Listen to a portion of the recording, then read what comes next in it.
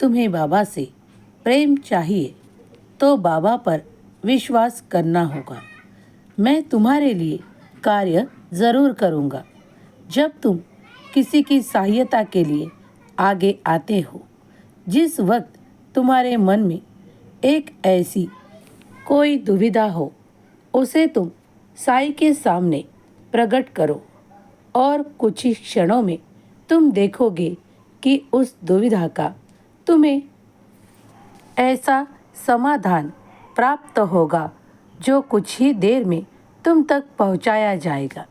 अगर तुम विश्वास के साथ, सबूरी के साथ मुझ तक आए हो तो मुझ पर विश्वास रखो। कोई भी परिस्थिति इतनी कठिन नहीं होती कि उसमें तुम अपने आप को संभाल ना पाओ। ईश्वर हमेशा तुम्हारी कद्र करते हैं, तुम्हारे कार्यों की भी कद्र करते हैं। तुम्हें ऐसा लगता है कि जो मैं कर रहा हूँ उसके दुगने तेजी से मुझे वो सब कुछ प्राप्त हो, लेकिन तुम ये नहीं जानते कि कभी कभी ईश्वर भी तुम तक वही देना चाहते हैं जो तुम्हारे लिए सर्वोत्तम होता है। अगर प्रगति के द्वार तुम्हारे लिए खोले जाए तो तुम वेगवान गति से प्रगति करने के लिए उतना सक्षम होना भी ज़रूरी है। जिस बात की तुमने शिक्षा ली है उसको आजमाने का वक्त आ चुका है। अब और देरी मत करो, आगे बढ़ो। साईं का आशीर्वाद तुम पर और तुम्हारे सारे परिवार के साथ है।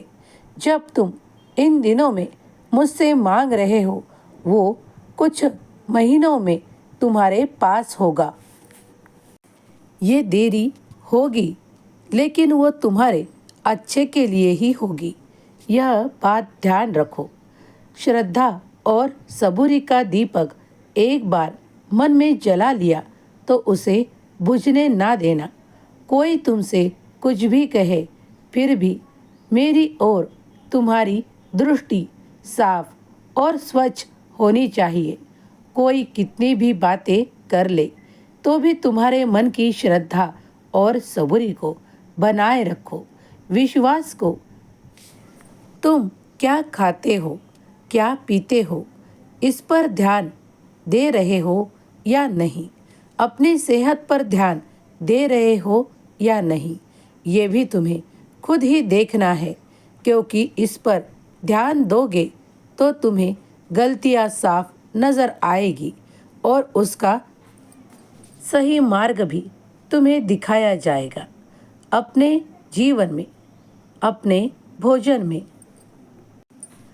फलों का अधिक सेवन किया जाए तो तुम्हारे लिए अच्छा होगा, जो तुम्हारे सेहत के लिए भी बहुत अच्छा होगा।